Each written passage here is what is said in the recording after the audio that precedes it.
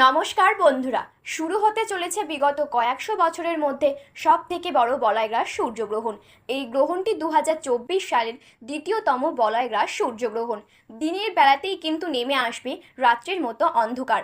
জ্যোতিষ শাস্ত্র মতে সূর্যগ্রহণ বা চন্দ্রগ্রহণকে অশুভ বলে মনে করা হয়, কারণ গ্রহণের সময় অশুভ শক্তি জেগে ওঠে।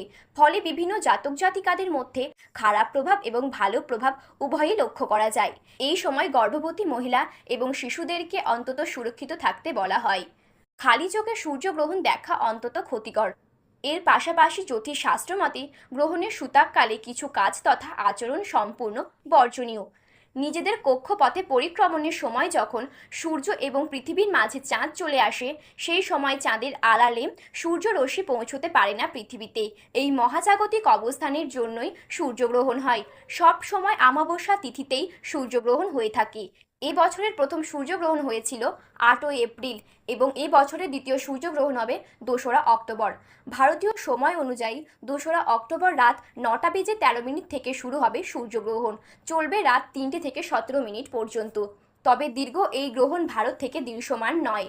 আর্কটিক অংশ Argentina, Fiji, Chile, Peru, Brazil, New Zealand, আটলান্টিকা, প্রশান্ত মহাসাগর, দক্ষিণ আমেরিকা বিস্তীর্ণ অংশ জুড়ে এই গ্রহণটি দেখা যাবে। সাধারণত গ্রহণের 12 ঘন্টা আগে থেকে শুরু হয় সূতককাল। জ্যোতিষ তথা বাস্তু বিশেষজ্ঞ গৌরব কুমার দীক্ষিতের মতে রান্না করা, খাবার খাওয়া, ধারালো অস্ত্র ধরা, কোনো শুভ কাজ করা এই সময় নিষিদ্ধ। পুজো, নামগান, ভজন এই সমস্ত কিছু সূতককালে করা যাবে বলে মত জ্যোতিষীর। তবে গ্রহণ কোনো দেশ থেকে দৃশ্যমান না হলেও সূতককালে পালনীয় নিয়ম আচার অনুষ্ঠান পালন না করলেও ক্ষতি নেই বলে মত জ্যোতিষীর। তো এই ছিল আজকের গ্রহণ সম্পর্কে বিস্তারিত খবর।